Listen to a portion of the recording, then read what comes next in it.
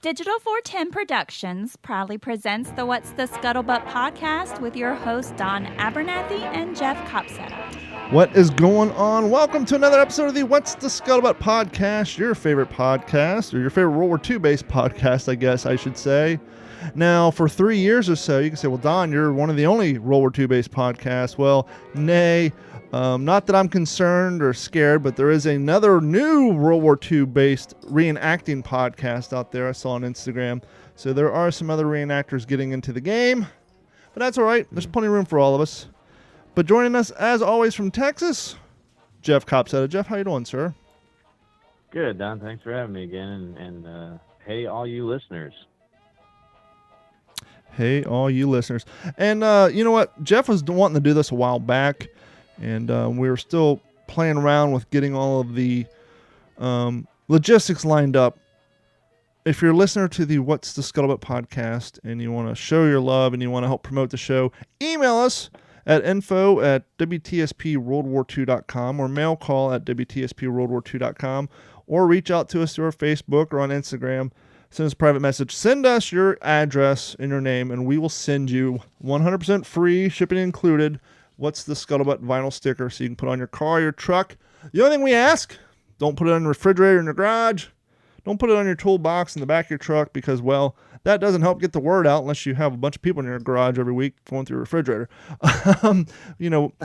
Obviously shipping and, time and cutting and all that stuff, there's a little bit of a cost involved, which we don't mind consuming as long as it serves its purpose. So if you want to help promote the show and you don't mind slapping a vinyl sticker on your work van, your truck, your car, what have you, your tank, your airplane, I don't care, send us an email at info@WTSPWorldWar2.com. Simply send your name and your address. And if you have a preferable color, we can do any color you want.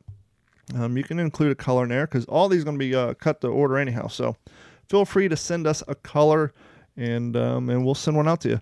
If you prefer the Lucky Strike logo, say Lucky Strike. If you want the WTSP stenciled logo, we'll send you that.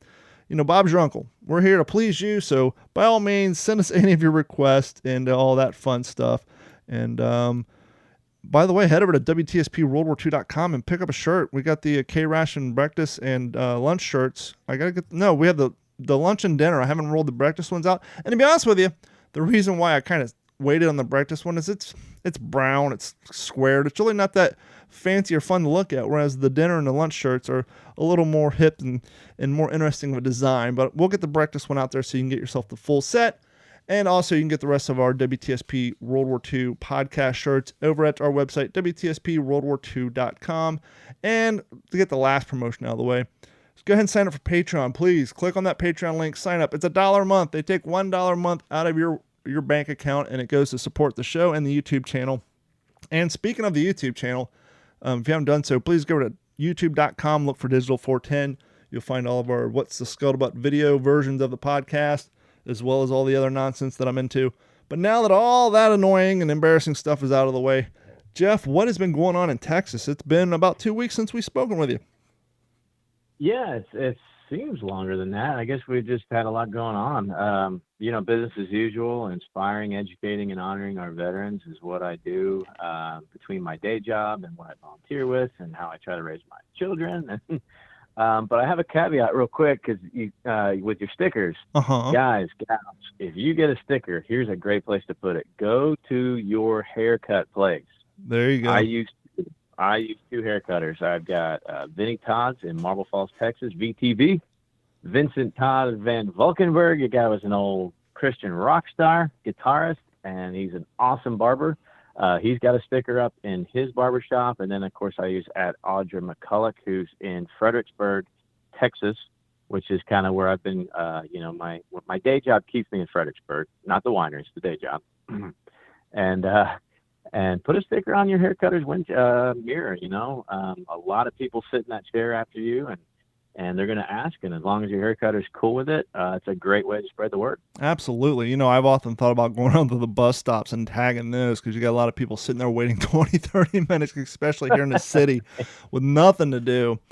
But how has COVID affected the way you guys are educating out there in Texas right now? So it's not slowing anything down. If anything, it's ramping things up. The best way, I mean, let's face it, man, the best way to get to today's youth is through a screen. For you living history reenactors out there, the day will come, we will hit the beach again. Some of you already are. I know I've got a good buddy that just did a really cool Vietnam, kind of a tactical, I guess you could say, out of state. And so it's starting to come back. But really digital, virtual, I mean, this is the way. I've heard from like 6th grade teachers that are reaching out to museums like, guys, history is just not pounded into our elementary school kids. Mm-hmm.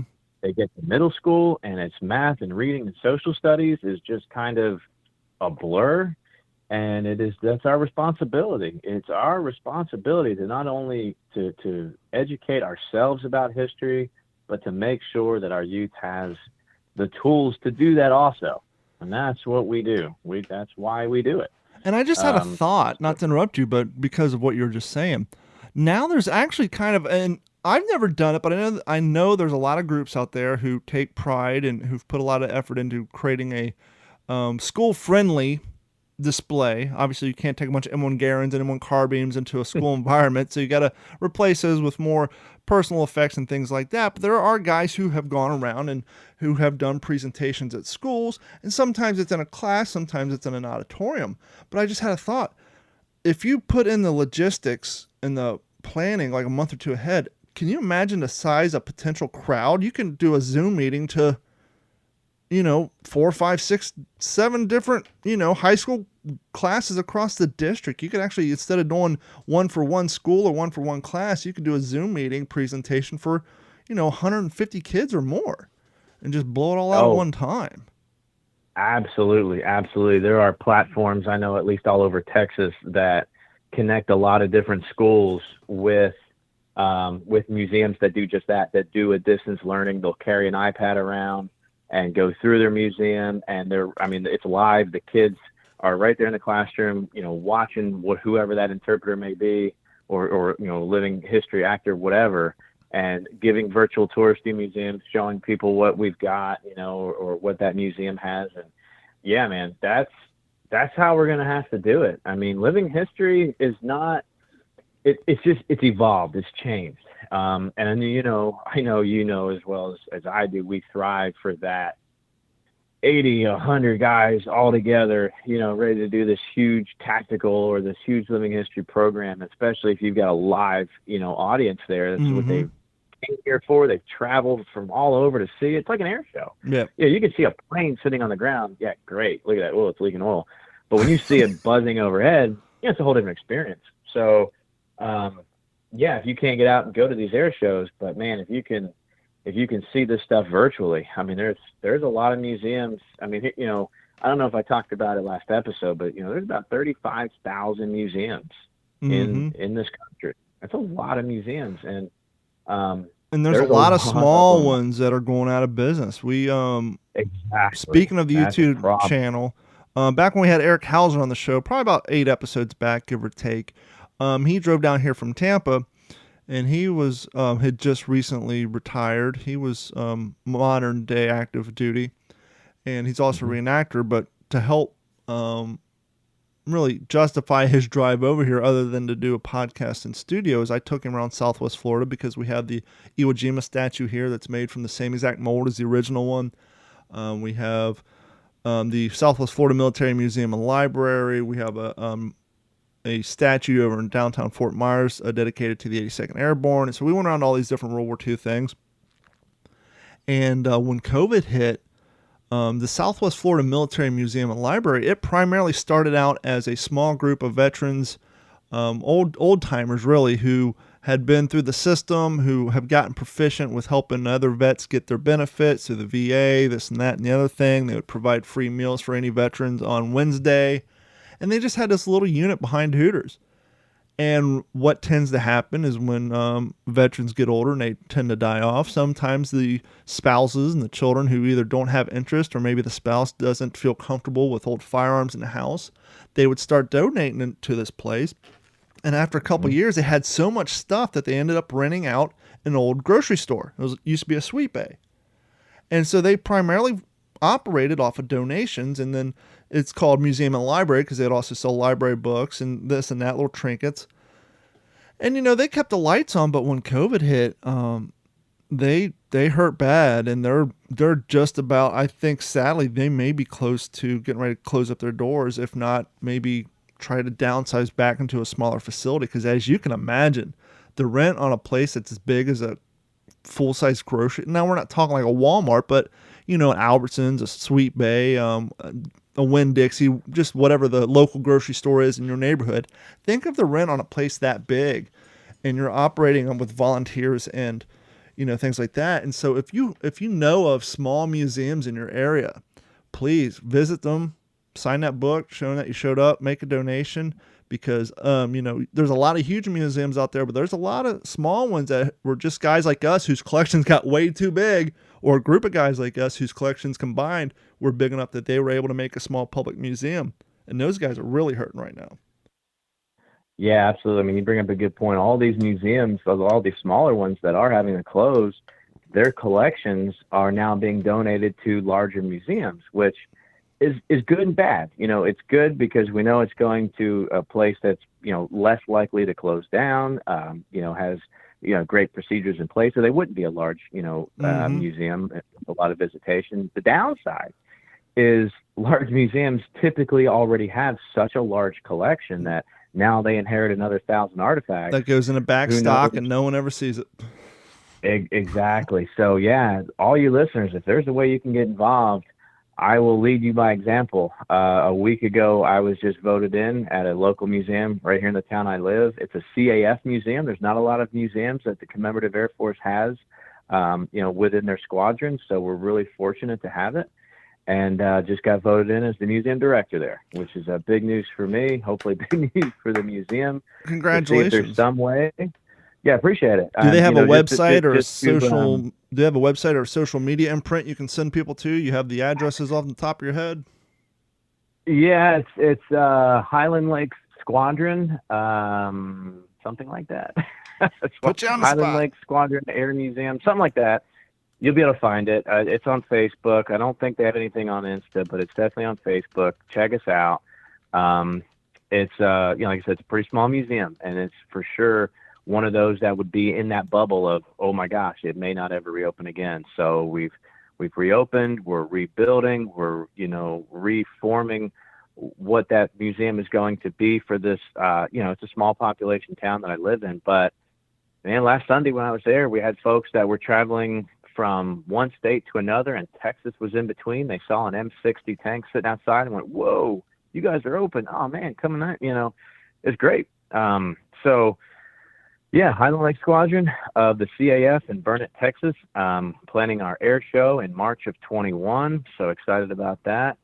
So, I need something else to do in my spare time, but I couldn't sit idle. So when are you going to take a flight in that PT-76?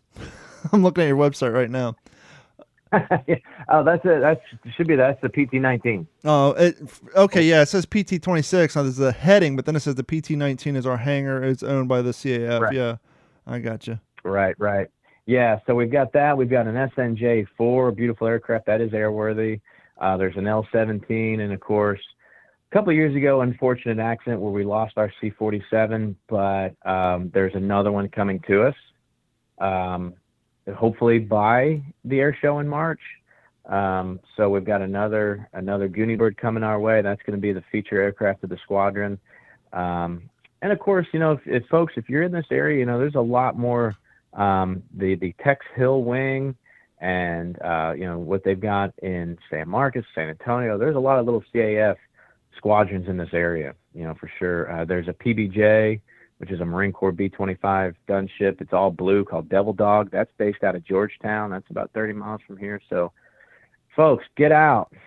Put your mask on if you have to put your mask on, but go see these museums. Put $5 in the donation bucket because, like Don said, man, this stuff is important. There's a lot of museums that may not ever reopen, and you could be the reason that they do reopen and that they do stay open. So do what you can to preserve history. And that is HighlandLakeSquadron.com. You know, I was asking you before the show.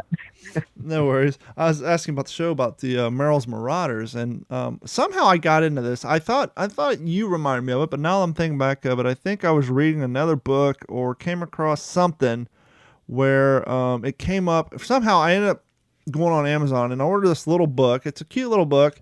Not to be cruel to the book. It's only 64 pages, but I've gone and since have ordered another book. And once I read the more in-depth book on the Merrill Marauders, I'll talk about a little bit on the show. But the interesting thing about this book is it goes over like the logistics of the weaponry and all that stuff that's issued. And something caught my eye.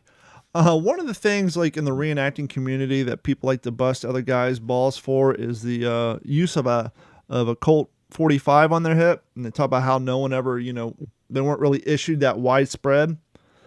And they had a table of the battalion organization of weapons. Okay, and it includes the battalion headquarters, Combat Team 1, Combat Team 2. Not to go too in-depth in this, but just to give you an overall. Between the battalion headquarters, Combat Team 1, and Combat Team 2, you're looking at 928 enlisted men, right? And they had 35 officers. So that's a total of 963 officers and enlisted men. Between all those, they had 139 pack animals because the Marauders were, going through Burma, trying to fight Japan from behind. And so they were out in the woods. So they needed to pack animals to carry their equipment. Machine guns heavy, they had 7, which makes about sense. Machine gun light, they had 6. 60 millimeter mortars, they had 10. 81 millimeters, they had 7. M1 carbines, 181. M1 Garand rifles, 624. Sounds about right. Thompson submachine guns, 102. Browning automatic rifles, 54. Between the battalion headquarters, Combat Team 1, Combat Team 2, you know how many 45 Colt pistols they had? Just throw a number out there. Out of 963 men, guess how many pistols are floating around that battalion? Oh, gosh. I would say about 100. Try 4. So 4? 4. And that's, a group of commandos, if you will. That's the Merrill Marauders. 1 battalion, they had 4 Colt pistols. So that just goes to show you how. Now, obviously, we know from watching the Pacific, a lot of the guys had, stuff that they brought from home, and they had a lot more men than the Merrill Marauders. But the Special Forces guys, Combat Team 1 had 2, and Combat Team 2 had 2. Battalion HQ had none. So out of close to 1,000 men, you had 4 Colt revolvers floating around in the woods of Burma. So clearly, at least amongst the Merrill Marauders, they were not used that heavily. And so, yeah, and of course, when you're reading statistics like that can always be misleading because what's on your TO&E, sure, and what's really out in the field, of course, is 2 different things. But you make a great point. I just thought there'd been more. No, right. Revolver. The only reason I went high is because, especially in that environment, I would definitely prefer a revolver over a 1911. Not that that's a bad weapon, but revolvers typically don't have magazine feed problems. Exactly. They're a little bit more bendable. Because we focus so much on the Pacific and primarily the Marine Corps. It's interesting to read these guys, seeing them in Burma wearing the Army HBTs because they were an Army battalion. And interesting enough, according to the illustration on here, they did use the cross-flap canteen covers. But this book is actually pretty in-depth. It actually goes as far as saying, they used the light shade green HBT shirts, but more often than not, those guys were preferred the later HBT trousers opposed to the early issue. Another interesting thing is they had a list of basic minimum, but because of the type of work they did and the fact that they sometimes were expected to initially spend 3 months out in the bush, they were basically told, hey, when it comes to ammo and water, you have to carry this, but the rest of it, carry what you want. Carry as much as you want, right. as least amount, whatever you personally need to survive, you carry. And so they had great leniency on the type of, they even said they could take the haversack, but most of them preferred the early musette bag, and so it's pretty interesting. Yeah. So before the show, I sent you 2 screenshots. And I don't know if I would consider this a reenacting gig, but you know, a year ago when I was doing this, I talked about it on this podcast and the other, but I didn't get into details. I was just kind of cagey about it because I really didn't know how much of it would come to fruition, how much would end up on the editing room floor. But for those you guys know, I did some background work, and it's for the Disney Plus series. It was originally slated to be on television.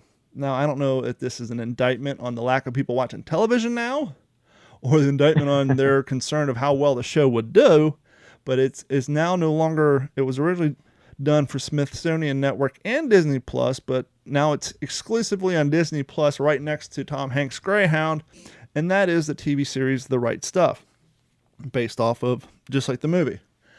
And the interesting part is when we were making this show, we had to shoot the scenes twice, one where we had the cigarettes in our hand and not smoking them for Disney Plus, and then the other ones where we could actually smoke them. And I really didn't. I did 3 days worth of recording. I did episode 1, which is the pilot, and that was the interesting one. I think I spoke briefly of it in the past. I got cast as a naval officer. The scene is we're in Virginia at a naval officer club, bar, if you will. And it's supposed to be a retirement party. They don't get into that in the show, but you just see a bunch of guys drinking and having a good time. And when I was there in my uniform, the second AD, the assistant director, was walking around, the guy who shot this scene. He came up to me. He's like, "Were you in the service?" I was like, "No, sir." He's like, "Well, you just look natural in that uniform." I was like, "Well, this is what I do. I'm a World War II reenactor. I spend my weekends wearing, quote unquote vintage military uniforms." He's like, "World War II reenacting?" I think he was English. He said, "I didn't know that was a thing." I was like, "Oh, yeah." And he's like, "Well, that's interesting. I'll come back to you later and talk about it." And I just thought he was just being nice to the actors and whatever. And he left and did his director things. And believe it or not, at lunch, he tracked me down and we talked about it for a while. And when we shot the scene, it was in Orlando. It was at a country club. They took the bar at this country club. And it was really cool because this takes place in 1957-ish, 59-ish. It jumps around. And so obviously they had to have set production come in, take down all the modern day sconces, put up sconces and stuff from the 50s, put in the ashtrays, put in some photos from World War II because a lot of these guys served at that time. And they had these huge panels of LED lights outside the window to make sure it looked like the sunlight was coming in. And in this scene, Alan Shepard comes in and he's talking to one of his NCOs, talking about he wants more flight time. And his NCO is standing at a two-top table in the middle of the bar. I'm actually right next to him, pretending to talk to another guy. And while the show just came out, it's on Disney Plus right now. And I sent you a screenshot before the show. Sorry about that. I had to hit the old cough switch. And as far as background acting goes, seeing this first episode is great. I'm in the background, a majority of it. I'm on the same screen with Jake McDermott, who plays Alan Shepard. I'm right in between the two actors while they're talking. You can see me in the background. And then when they move to the bar, you can still see me in the background. So as far as background work goes, I got a lot of screen time on episode 1. And then maybe I'll talk about another episode. But then I went back for episode 4. It was New Year's Eve. That episode, I played a NASA employee. And there's a great shot when they're doing the countdown and the camera's up on the stage. And there's all the cast and crew. And you can see my tall ass, my head is just sticking up over the crowd. And we're doing the countdown. And at the end of the episode, they show one of the astronauts' wives leaning up against the bar. And I'm like 3 people over from her. And kind of like the scene fades out with. So I got a little bit of screen time on that one. But as far as, and the reason I bring it up is how I got into this whole thing was through reenacting. Back when the Marvelous Mrs. Maisel was being recorded for Netflix, some of my reenacting people said, hey, they're looking for extras to play 1950 civilians in the Marvelous Mrs. Maisel over in Miami. If you're interested, go to this casting company and sign up. I did. Nothing came of it. But when The Right Stuff came around, I got casting requests. Originally, I got casting requests to go play a role as a test pilot, trying out for NASA. But clearly, my ass is too tall and too old to be playing a test pilot. So I quickly got turned down for that, but then got called back for do the naval officer thing. So if you guys have Disney Plus and you go in The Right Stuff and you're watching episode 1, right around 14 minutes and 25 seconds, you'll see me drinking and smoking in the background of that naval bar. So check that out. and let me know what y'all think of my acting premiere. So, am I going to be seeing you on IMDb anytime soon? No. It's interesting. I looked at the cast for The Right Stuff, that episode, and there's a lot of people who are uncredited, but those are people who are in the acting guild. I would obviously have to do more. You're basically, with the fact that you had lines in Walking Point, you'll be closer of obtaining a Screen Actors Guild credit long before I would. But I just realized, saying that, we now have a podcast where both hosts have had screen times in cinema and television. So say Absolutely. That. Well, I was on the History Channel before I did Walking Point. Oh, that's true. Yeah. So that was a fun episode. What was that History Channel? It was too cool to last. It was called Brothers in Arms. Oh. It was it was Rocco, old Vince Vargas, and Eli Cuervas from Black Rifle. It was the basis of the show was that these two veterans ran an armory up in Utah, and they kind of got into restoring and demonstrating kind of these strange one-off military weapons. And one episode that I happened to be in was kind of they covered two weapon systems. One was the flamethrower, which I provided for him, and I'm the client. They restore this flamethrower, and we shoot it, and then of course, or he shoots it. Rocco shoots it before they call me in, the client, to make sure that it's working, and then I come out and I make sure that it's firing the way I want. And of course, it's some grand finale. It's always some off the wall stuff. There's stuff blowing up, and I actually shot like a 30-foot tall inflated blue gorilla with this flamethrower laced with tannerite. I'll have to look for that on YouTube. But the other part of the episode was really slick because I have kind of an infatuation with the 1928 Thompsons. And it just so happened that this particular episode, even though the footage was shot months before I ever got on set, was they were taking a modern semi-automatic Thompson and customizing it and making it very ergonomic for today's standards and all this custom, Cerakoting and everything. And they presented it to Medal of Honor recipient Clint Romachet. So that was a really cool episode to be in. What was his take on seeing that classic firearm all modern date out? Oh, of course he loved it. They actually put him in the back of a soft Humvee driving around somewhere out in the salt flats or something and shooting at 55-gallon drums of diesel and tannerite or something. Just blowing stuff up. So, but like I said, that was filmed months before I got there. I didn't get to meet Clint or anything, but hanging out with Rocco and Eli was certainly a lot of fun. I was up there for about 7 or 8 days. They're in Texas too, right? Or are they in Oklahoma? Black Rifle. No, they're still in Utah. Oh, Black Rifle moved. Yeah. So no, they were up in Colorado. And as far as I understand it, their headquarters has officially moved to San Antonio. Nice. Yeah, which is really super cool. That's right down the road from me. That's an hour drive. So yeah, for all you Black Rifle fans, Eli makes some great videos. He's a really fun guy to hang around. So check out their coffee, if you don't mind saying that. I just watched their third Halloween video. It's pretty funny. That's kind of great. Maybe we can get one of those on our podcast one day. Yeah, that'd be nice, right? Maybe get some Black Rifle coffee love up in here. Yeah, it wouldn't hurt my feelings. I do know a couple of guys. I don't know if they still do. I would assume they still do because after all, you listen to once, you're going to keep coming back. But I do know a couple of cats over at Grunt Style who worked in the shipping docks were listening to the podcast for a while. So I was excited about that. Yep. Yeah. Hopefully they still are. It's wintertime. It's upon us. Well, it's still 90 here in Florida, but next weekend, this weekend obviously is Halloween and all that, but next weekend is one of the events that I've talked about a lot in the past on this podcast, which is VKE or Von Kessinger Express. And that's the one where it takes place at the Florida Train Museum, speaking of museums. And it's cool because it's not only is it interactive, but we actually have a real train and about 8 to 10 miles of track, and the public comes, they buy train tickets, and when they come, usually in the past, the whole museum is done up in Nazi paraphernalia, and you have the Weimar Republic and SS guys walking around handing out papers, boarding passes, and doing their propaganda. And as the train goes down the track around mile 3, it stops.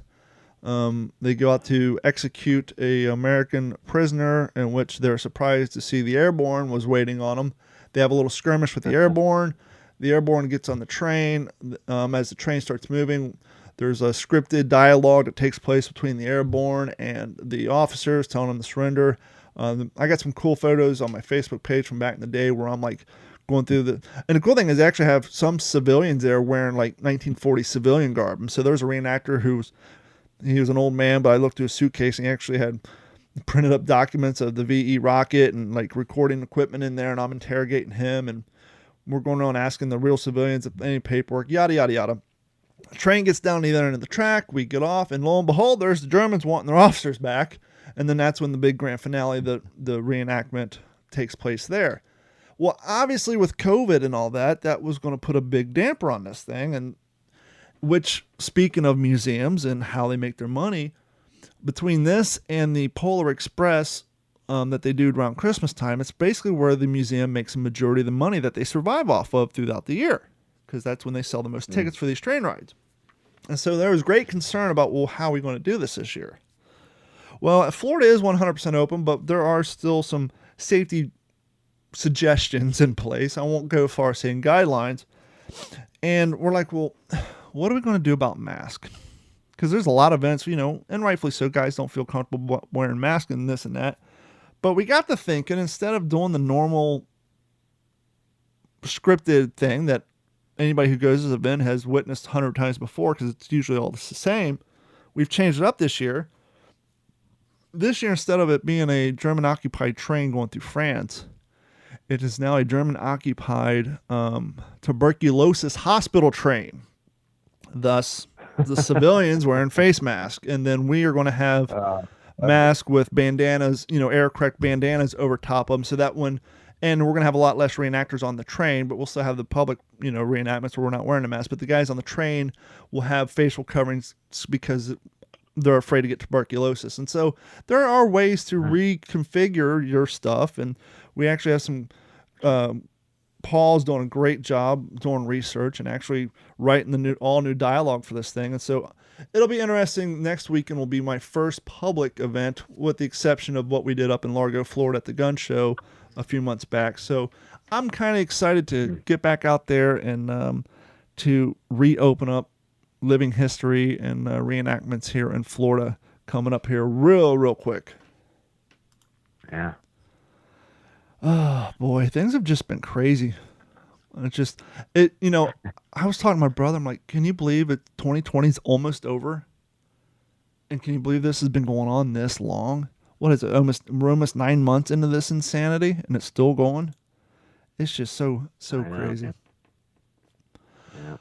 So, you got anything else you want to get off your chest with the fine people before we so casually take them into interview number 3, the final interview with Jake Larson, the World War II vet. We're going to get a little bit more into his combat career, and then talk about what happened on his long boat ride home and what it was like to come back to the United States in 1945 after being away for 3 years. So stick around. That's coming up next.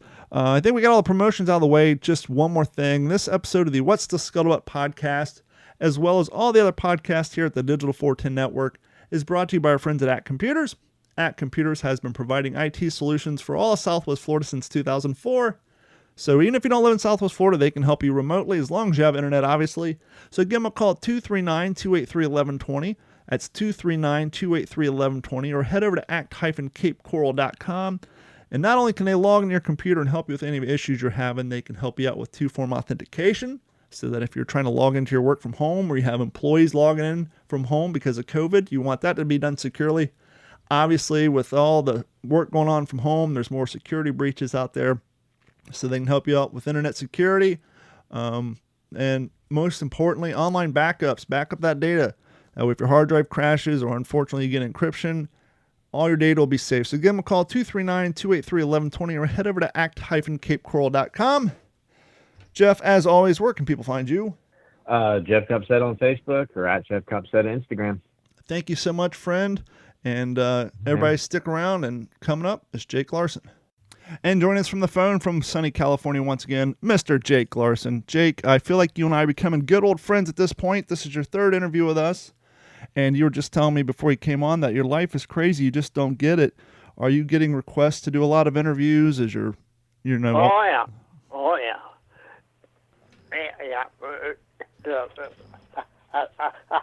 I went to trade school after I got out of the service in 1945. I went to Dunwoody in Minneapolis. I took electricity and air conditioning, motor rewinding. God, there wasn't anything I couldn't do. And did you ever imagine you'd become a spokesperson for your generation at some point in your life? Do a lot of public speaking? Never in my. I had to take public speaking when I was in the 10th grade. I couldn't even talk to my class. Sure. So the last time we were together, we just wrapped up the Battle of the Bulge, and you were telling me that you had something interestingly happen to you on your long travel home, but you said it's quite an in-depth story that we should schedule a third interview, which we are obviously happy to do. So maybe we should pick up right around the time of the ending of the war for you. I guess we'll start nice and clean. Where did you get your notification that the war was over for you and it was time to go home? There's another. Mine is so different from anybody else. I ran G3 at night, the night shift. Mm-hmm. On D-Day, we got to go back to D-Day. Sure. And the whole army was running on adrenaline at that time. We loaded on the 4th, expecting to invade Europe on the 5th.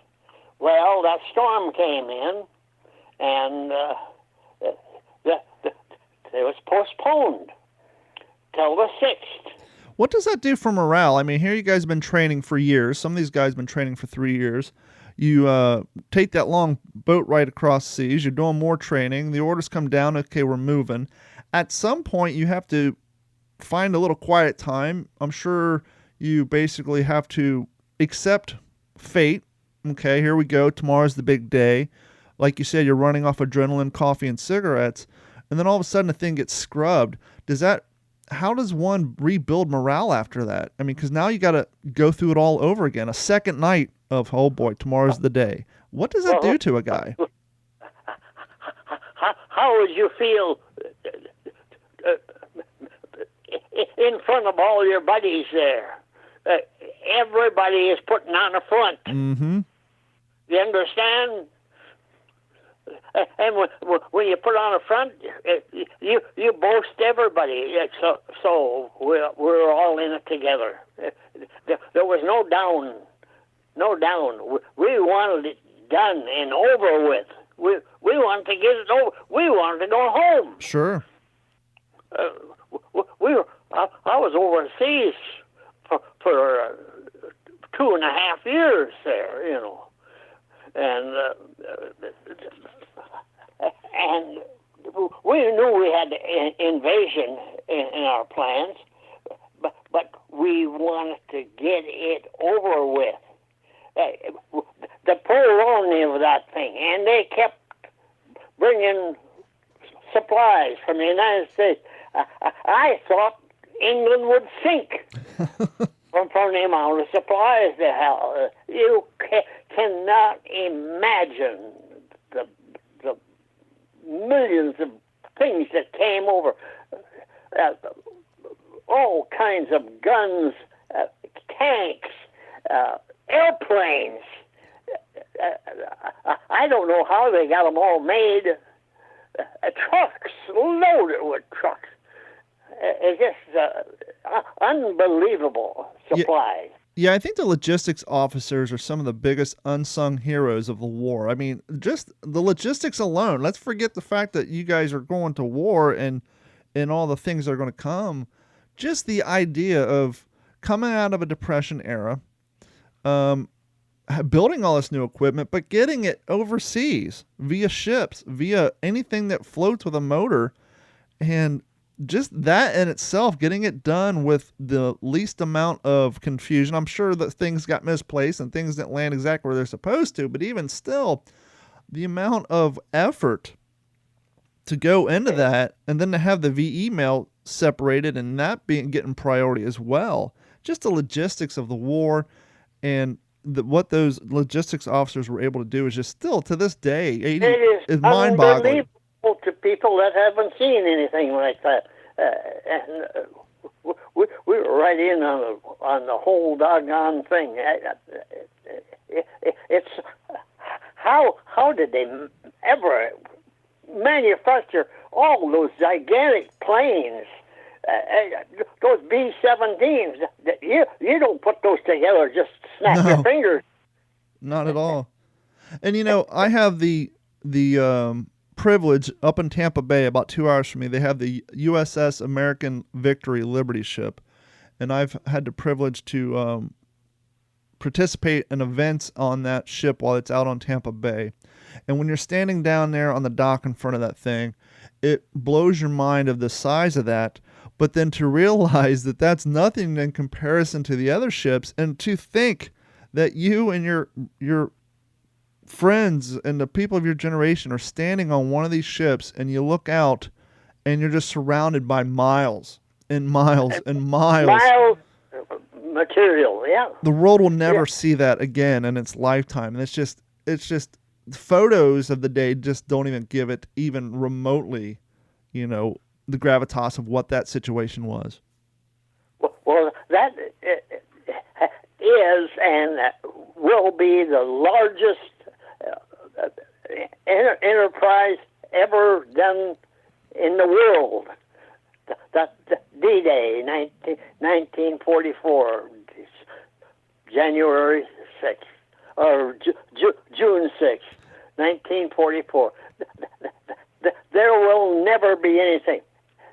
7,000 ships participated.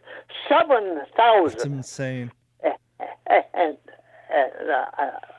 I don't know if I told you this, but I worked on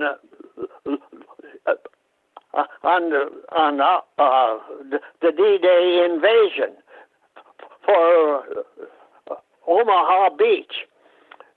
The ships that we were assigned, and each one had a different number of people.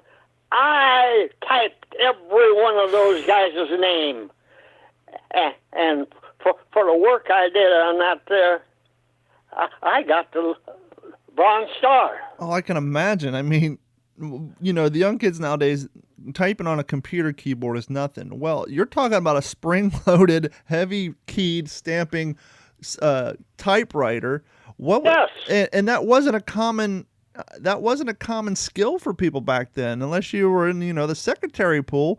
Do you remember what your words per minute was back then? What? Your words per minute? How fast you could type? I could type 50 words a minute. And that's about what those typewriters were good for. Yeah. They weren't made for speed. They were just we did a lot of stencils. Yeah. With those. That's without a ribbon. See, cut the stencil. That's a kind of a paraffin coated thing, and you just. Those stencils were used on mimeograph. You probably don't remember that stuff. But all that stuff was printed with mimeograph. And so I used to cut all those stencils. And if you made a mistake, you had to... start all over. Yeah, it's quite a thing. But I was blessed, making no mistakes. I didn't even have anybody checking my stuff. To think of it now, I don't know how we didn't do it. just a full bird colonel and I in there working on that. I'm sure you would have the echoes of the reverberation of those letter on the typewriter of those letterheads slapping that ribbon. That just had you're probably trying to sleep at night or during the early hours, whichever time you actually had the chance to lay your head down. You probably just had the sound of that typewriter reverberating through your head at all hours. I couldn't imagine. Yeah. And then when we were in the battles, I ran one of those electric battery-operated typewriters. That's a teletypewriter. Mm-hmm. You're connected by landline to your divisions that was under you, or anybody that they had one just like it. And Sure. If I started that up, it would operate theirs, so I could send messages over to them. Of course, everything was sent in code. You sent messages 5 letters at a time. Think of it, 5 letters at a time. XDREF or something like that, and then another space, and another 5 letters, and you had to type them at 45 words a minute, without slowing down or stopping. And so not only are you typing 45 words a minute, but you're not even typing your natural English. You're typing code. I can only imagine how long the training had to take for that. It is something you just can't just sit down and do. Sure. A couple weeks to really, but I was proficient on the typewriter too. Sure. Yeah. So before I diverted the conversation, you were talking about, we went back to D-Day, and we were kind of talking about how you're prepared to go on June 5th, but because of the storms, it got moved a day. And so let's pick up there. All right. We knew we were going to go in the morning, so I was on that command ship too, and I lost the name of it right there in my mind. Nah, no worries. But anyway, Eisenhower was on there, Bradley, and my full bird colonel, who was G3, he was in charge of Omaha Beach for his operations. Colonel John G. Hill. So I was the operations sergeant. You don't find many operations sergeants in the service. And I happened to be one of those birds. And I had to go in with the 1st Division because I was supposed to pick out the command post. Well, all hell broke loose. We could not go at our regular time. I was supposed to go in there at 8 o'clock or something, and here we went around in circles, waiting to get the word to land. The Germans were putting up a resistance. They wouldn't let anybody get up over the cliff. So it was probably pretty close to 10 o'clock before we got the thing that we were going. And when we did get in, there was hardly anybody moving. And they had shipped in some Bangalore torpedoes, and they opened up this ravine, a trench like water came down, and that's where we were supposed to get up over that cliff. It was loaded with barbed wire and stuff, and they shoved these Bangalore torpedoes up in there and screwed them together. And 2 of the guys that were doing that at the time were killed right there. The Germans shot them. And, God, I remember that just like yesterday. And, of course, if somebody goes down, there's always somebody to do the work again. Another takes your place. That's the thing about the Army and the infantry and all that stuff. There's always somebody there. You're dispensable. Mm-hmm. I don't know how else to put it, but when you're in the service like that, you become dispensable. There's always somebody can take your place. And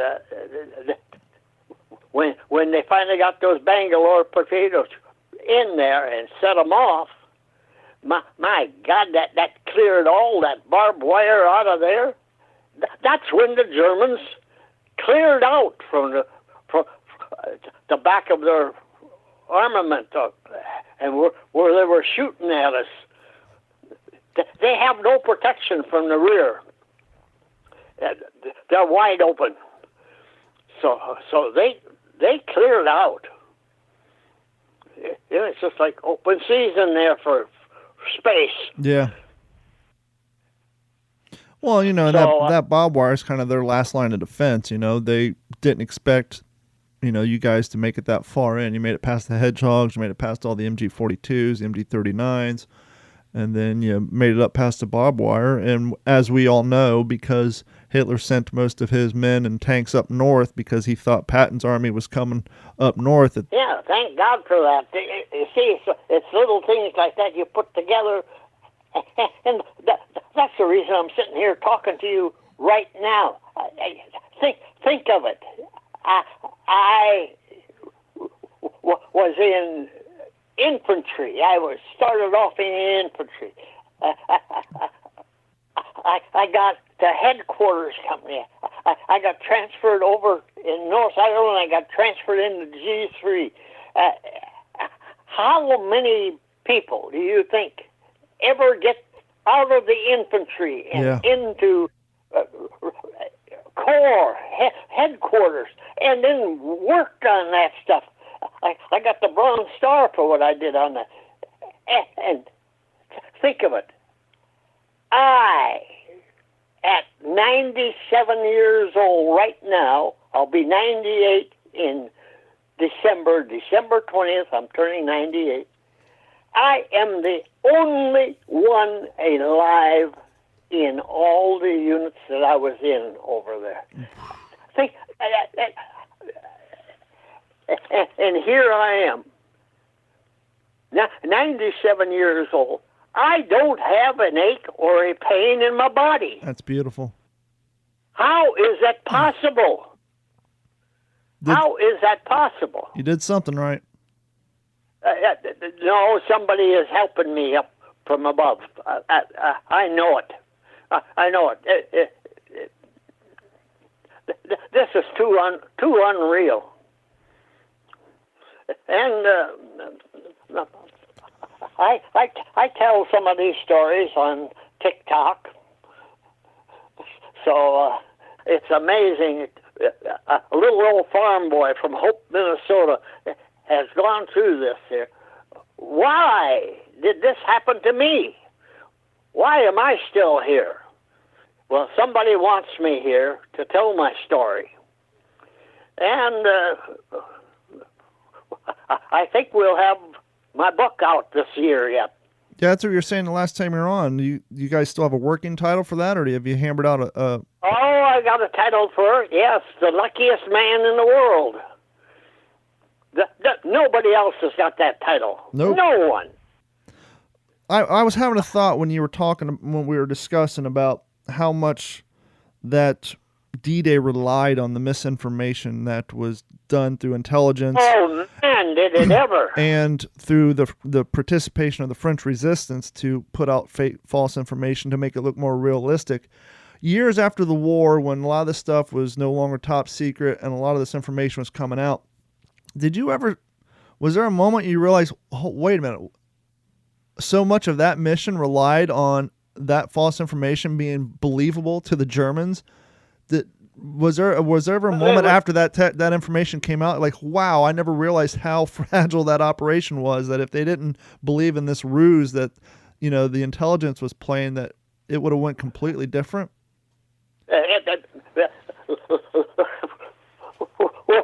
When I was out of the service, I never gave much thought to anything I did, except that I'm alive. I got out of this alive. I didn't give any thought. I had to have somebody interview me before I even brought anything up.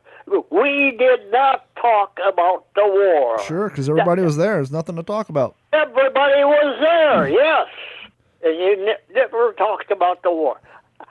I was never congratulated. Hey, thank you for your service.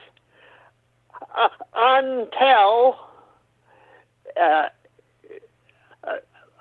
I told people about. No, this was before the landing at Slapton Sands, the Operation Tiger. I told them about that because we had kept that inside of us for 40 years. We weren't supposed to talk about it under penalty of court-martial. We were banned, but it opened up. The British opened it up, and so I talked about it. Sure. But that's the first thing I talked about my service over there. And to think, I was in one of those ships that were targeted. They sank two of those landing ship tanks there, those LSTs, right alongside of me, and they shot the hell out of the top of ours so that we couldn't get any fresh air. And those diesel engines were pretty dirty at the time, and there was 400 of us laying on the floor vomiting. We were diesel gassed. Yeah. See, this is something you'd like to tell somebody. Man, it wasn't just fun, We were worried too, and how we ever got back out of that there, and then that colonel come out and sworn us all to secrecy. Otherwise, we'd be court-martialed. That makes you think. Oh, absolutely. So, just to get us a little back on track here, you said in order to talk about the travel homes and what happened to you, we had to go back to D-Day briefly. How do we make that leap from D-Day back to your travels home and the craziness that happened on that journey home? Well, I was one of the first to get a 45-day leave after the Battle of the Bulge. I was in on the start of that because I worked at night, and that's when it started. Sure. At 2 o'clock in the morning on December 16th, that's when the Germans dropped parachutists. There was between 800 and 900 parachutists dropped. And I can only give you the position on the map. It was position on the map was 6. God, I can't remember the name of that town. I've been accused of making that up because they said that they had never heard about anybody. This was a lieutenant colonel from the Vietnam War who was a historian, and he says, "Did you make this up?" Because I've never heard of anybody mentioning paratroopers.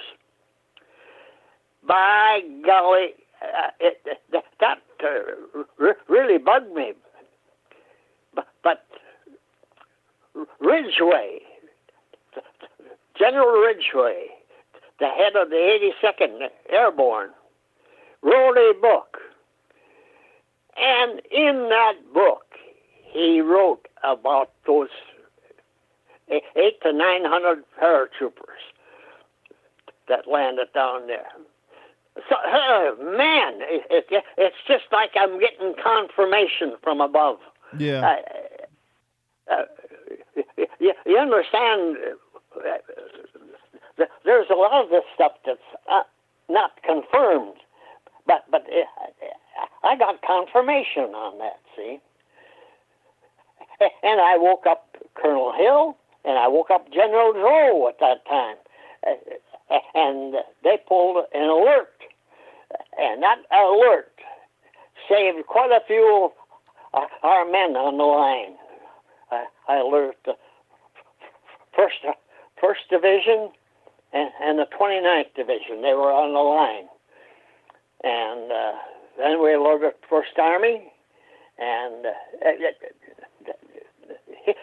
here's a weird thing.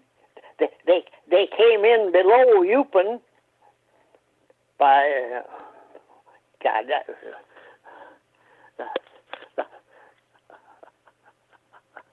I'm running out of gas. No worries.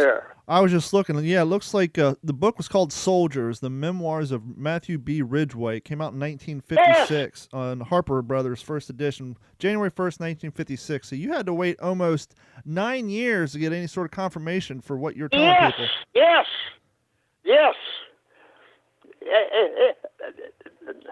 I was telling that story from my own experience, and people were thinking I was making it up. Well, at least you got your vindication after all those years, and finally some hard truth came out. More than that, I've got my life here. My God, think of it. No one else alive right now that I was even over there with. There must be something about my stories that ring true. You can't make up stuff. It's hard to remember lies. Sure. And if you do remember them, you have to remember exactly what it is. Well, and more often than not, when people are telling the truth about a story, you can tell the truth is there based on the detail. A lot of times when people are making up things on the fly or lying, the details aren't really that crisp, so it's hard to track down. And and a lot of times when the real stories come out, they're not as glamorous. They're not as romanticized as the made-up ones. And so a lot of times, when someone's telling a story and it seems matter of fact and it seems less than, exciting or amazing, then it tends to be the truth because they're not trying to embellish it and make it more than it actually was. The name of that place came back. Malmedy. The Yep. Malmedy Massacre. My God, yes. That's where that Pfeiffer, colonel or general, whatever, I think he was a colonel, leading those tanks. And they had the big ones. And those was the SS division that came through Malmedy. They had captured about 100 engineers or 90, something like that.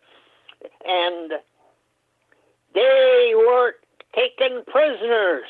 So they lined them up in the ditch with their hands over their head. Snowing. It was snowing. And as the tanks drove by, those people lined up, giving themselves up.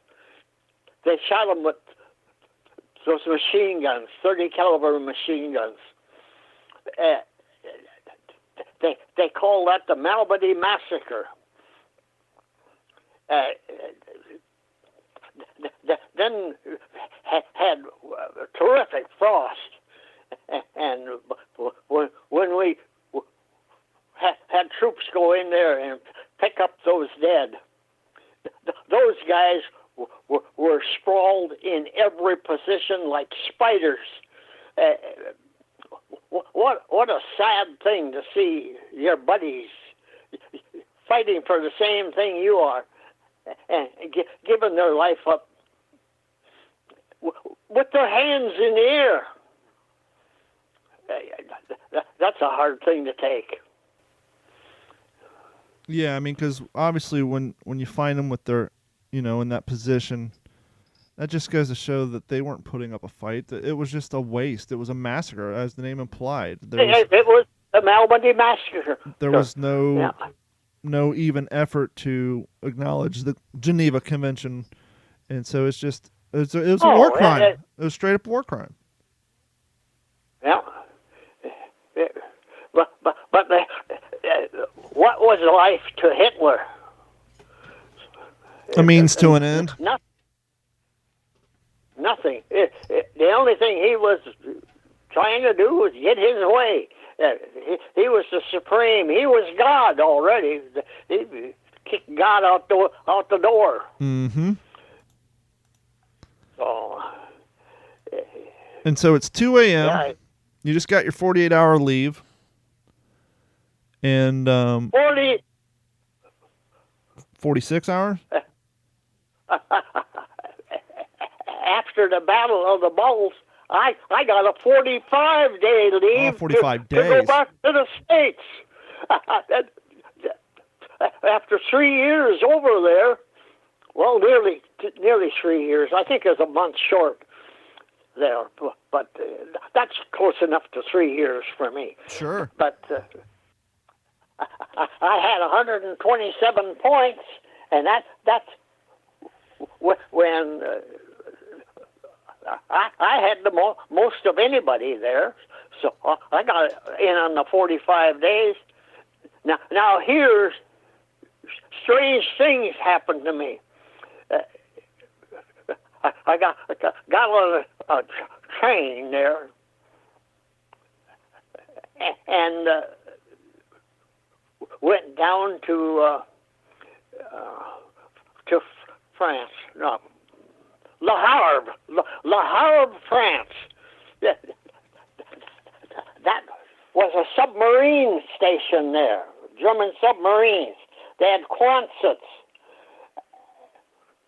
that they housed the things. I came in at 11 o'clock at night and was directed to this Quonset, and they said, take the first bed. I had the underwear on, so I stripped my outer clothes off and crawled in bed, shut the light off. Everybody was, oh, shut the goddamn light off, shut the light off. So I got in bed, and I was exhausted. Man, I was just about to sleep. And something was moving on my chest like it was jumping up and down. I got up, turned the light on, and looked under my underwear. I was full of fleas. Oh, jeez. Wow! Oh, my God. And then people hollering, hey, shut the damn light off. Shut the light. I said, where's the supply sergeant's tent? I said, get back in bed. He won't get up. He'll get up, I says. I dressed, went down to the supply sergeant's tent, and of course he was sleeping. Sure. They always sleep in their tent. They don't trust anybody to break in there, so they always sleep there. So I pounded on that screen door. He said, what the hell are you doing? Get out of here. Go what? I said, I need some flea powder. Get out of here. I'll get it for you in the morning. I said, you go back to sleep. I'm going to find the commanding officer of this place and see what he's got to say about, hey, I'll get up. I'll get you your flea powder. So I got the flea powder, and then after I powdered myself and my bed and everything, then these other guys said, hey, can we borrow that? Nope. Yeah. The other guys holler and shut the light off. So, by God, got some sleep.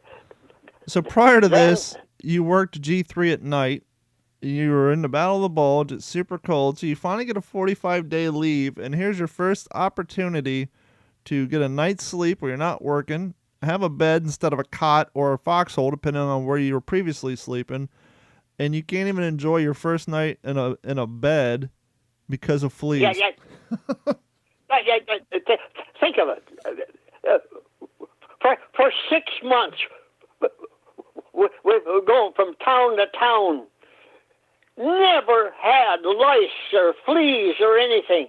And here you come to some place that's operated by the Americans. They took over from the Germans there. They took over Le Havre, and they didn't take care of the flea problem. I couldn't have been the first one to have it. Sure. That is kind of disgusting, when you come there to an American place run by Americans and have that happen.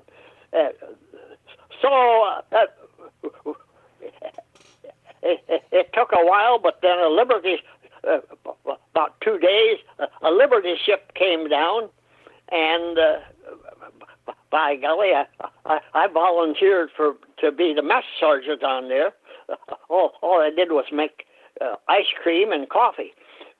But before that happened, I'm there, and there's wounded from the Battle of the Bulge being put on that ship, and they're loading it up. And we haul 2 loads for sure back to England of wounded. This also, this is off of my 45 days. By 45 days start after I get to Fort Snelling in Minnesota. Really? So it doesn't start when you leave your assigned post. It actually starts when your feet get on American soil? It took me 51 days to get to Minnesota. Wow. 51 days from the Battle of the Bulge. See, like, when it was all said and done, you're looking down the barrel of a 100-day leave. I'm just enjoying life on that Liberty ship. Of course, a submarine or anything could pick me up and everything. Who gave a damn about a submarine at this time? Yep. You were going home. But and a strange thing happened when I got to Fort Snelling. I told you about having 2 cousins, and we went into war together.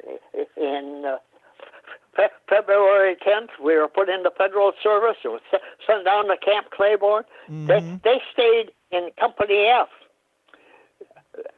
My cousin Ole then went in on North Africa, and then went in on Sicily, and then went into Italy. Wow. And he got a leave from there. So he was basically there for the whole Mediterranean campaign. I got my leave from Belgium, and then came back across the Atlantic. In the morning, I was sitting by a pole waiting for him to call my name out. Ole came and he says, "Jake, is that you? Here we met at Fort Snelling 3 years after we were in the service and parted. Now, how in the world is that possible? How is that possible?" Yeah, I mean, not only end up at the same place on the same day, but to essentially be, get leave or pointed out at the same exact time. And as you said, your boat ride home took 41 days. So for all that to come to fruition, 51 days, for all that to come to fruition, and then you land at the same camp roughly the same time. It's amazing. It's crazy. It's crazy. It's like I make this stuff up. But he got discharged the same day I did. And that was February 13th. April 13th. April 13th, 1945. We were the first 12 discharged before the war was over, overseas. That was a day after President Roosevelt died. He died on the 12th. I got discharged on the 13th. What was it like to get back to the States after 3 years? I mean, you went in. The country was still in the middle of a It was unbelievable. Full rationing. Everything was rationed. You had to have a ration stamp to buy gasoline. You had a ration stamp for tires or anything. Flour, of course, food. I actually have a ration stamp book here in the studio. You saved. My mother saved lard, all of the fat, and I found out they use that to make glycerin for ammunition and stuff. I never knew they did that stuff, but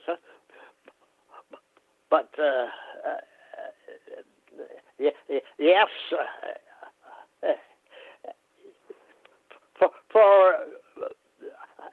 I never got any recognition for my service because everybody that was in the service got out, and no one talked about their service because everybody was in different parts of the service, and it'd be like sitting down talking to yourself. And I would imagine at a certain point, you guys were just at the place where you were kind of over it. You want to move on with your lives. Why talk about something that you had to live through for 3 years? Yeah, that'd be like us talking about COVID-19 for the next 10 years. No, we're over it. We want to move on. Exactly. You hit it right on the nose. It was talking about the service was overkill for us. We wanted to forget about that stuff. We wanted to be normal. Now, you're from a small town. Before the war, when you left, I'm sure, you guys were just coming out of the Great Depression or still in it. Had your town in it. Had your town gained financially, or did it blow up at all? Was there any more manufacturing going on in your town, or did it look the same when you got home? It shrank.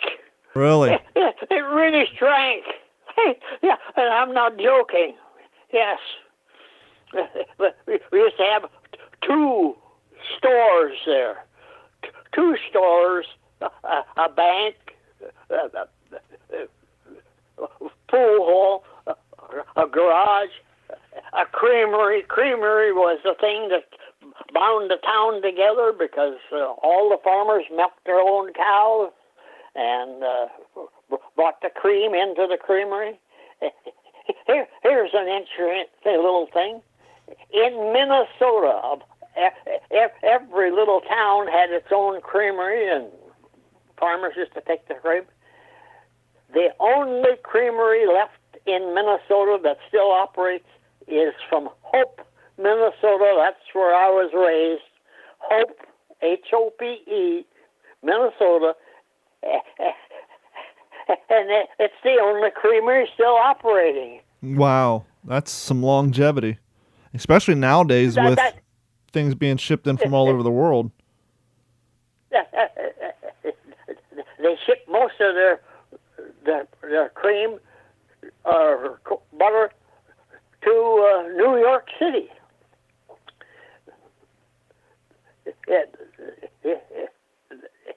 It's about the only #1 butter that's still made in this little town. It's 100 people. I don't think you even call them a town. Yeah, and the fact that most of the the young men who were 16 to 19 were probably off overseas, and that made it a lot harder to farm and get the logistics done locally. And they left the farm after they were in the service. See, I went to a trade school for 2 years, and I could fix anything. If anything was fixable, I could fix it. So that's what you did when you came back from the war? You went to trade school? Yeah. Yep.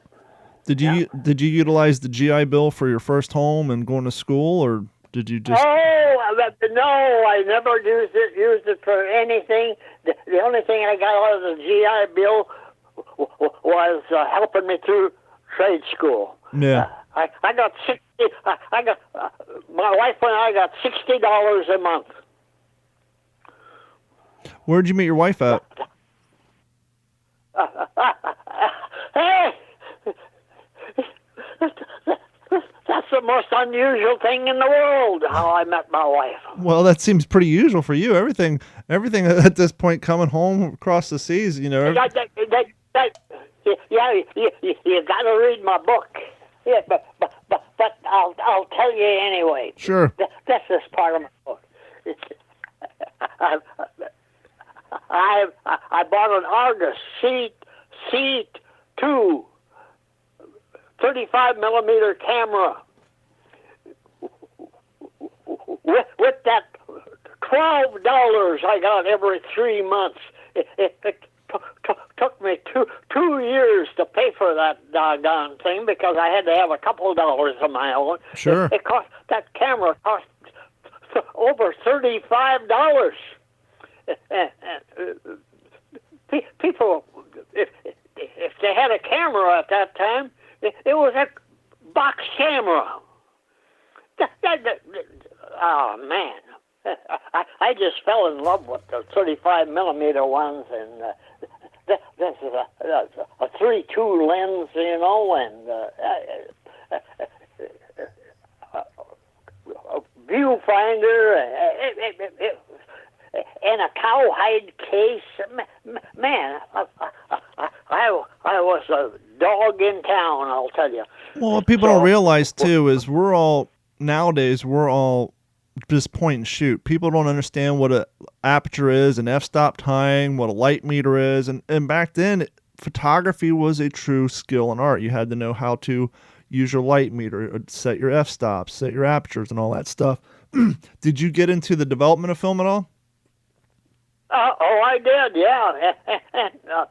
I ordered film, rolls of film from Hollywood. You can get it cheaper there. It's black and white. Mm-hmm.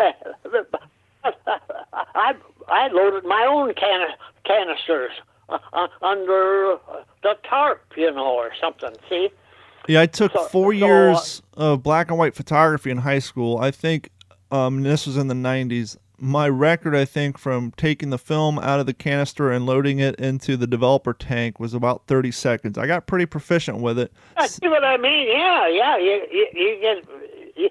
get so anyway. When I got to North Ireland, I got to talking to a medical major there, Major Joseph Ridgway, and he had an 8 millimeter movie camera. That's a wind up, had a spring wind, you know. Mm-hmm. And he says, Jake, as long as you're in photography, he says, if you go on furlough any place,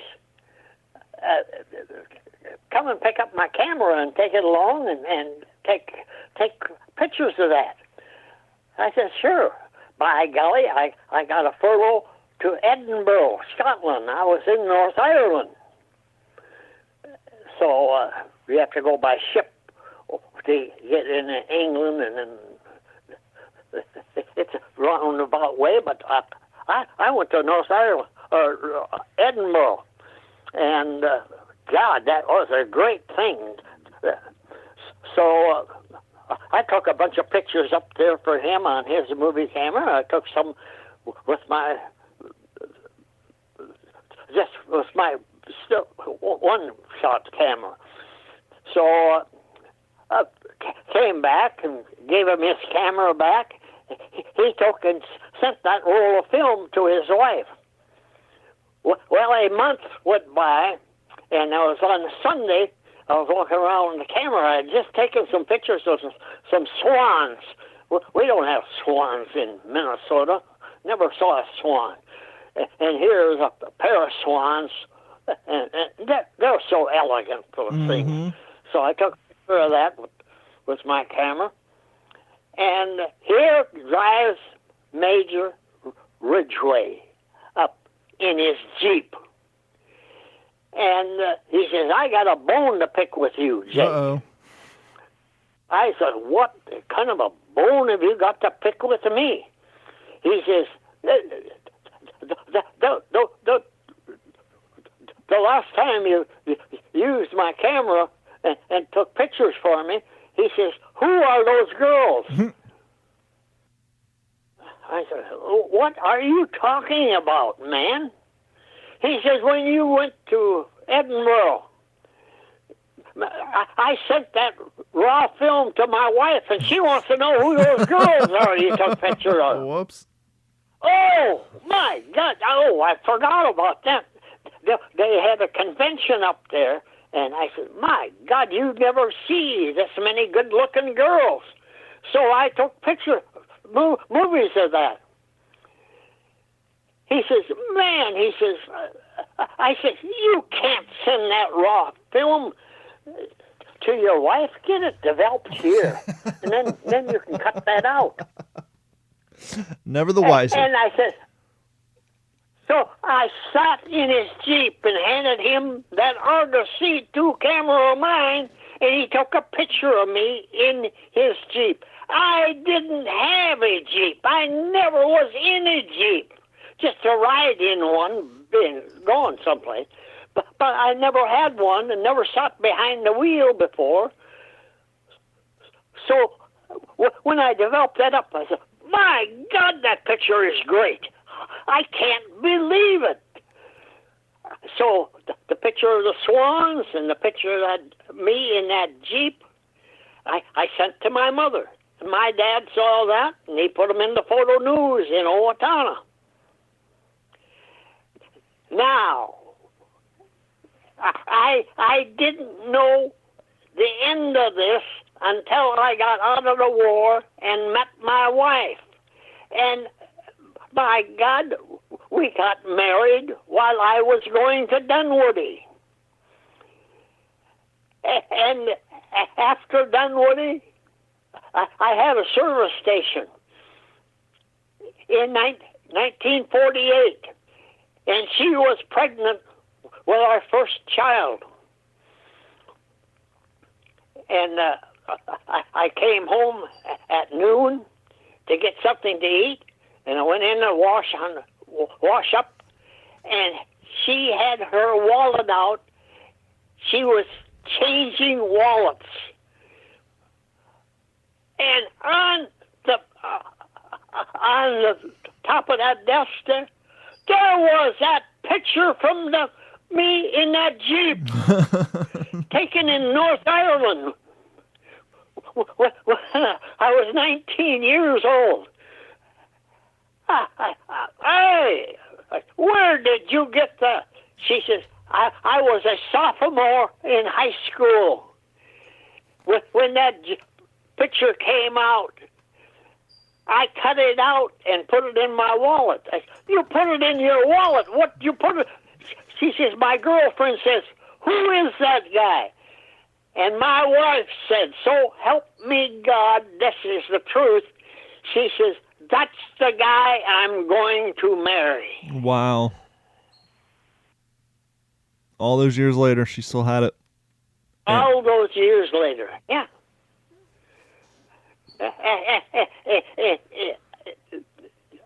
I'll tell you, our marriage, I would not be here today if it weren't for my wife. We had a place. We owned our own. I was 67 years old when she said, Father, when she called me father, Anything she wanted, she got. Father, I found my dream house. The dream house was this house that we're living in, that I'm living in right now. My 2 sons and I each have got their own place here. They're neighbors to me here, upstairs and right alongside of me. And we've raised their children. Their children are grown up now. But I had a stroke here, and if it weren't for my oldest son coming and getting me in the morning when my alarm went off and I couldn't answer it, he heard it and got down and got me to the hospital. I have a little atrophy in the palm of my left hand, and I kind of drag my left foot, but it doesn't seem to have affected my mentality any. No, well, not maybe at all. it has, but that was 27 years ago. Wow. 17 years ago, I was back in Minnesota for 7 weeks, and that was the last 5th Corps reunion in Eau Claire, Wisconsin. I drove up to that. I was up in Nisswa, Minnesota. I drove all over there and came back after 7 weeks, flew back by myself, and I was going through the mail at 8 o'clock at night, and my oldest son, Kurt, came down, and he just walked to the refrigerator and looked in there. Hell, there was nothing in there because I'd been gone for 7 weeks. So he started to go upstairs, and I says, Kurt, wait a minute. He says, you got a problem? I says, yeah, I'm getting dizzy. He says, I'll be right down. He goes up and got his keys, took me down to Kaiser in Walnut Creek. That's about 15 miles away from here. And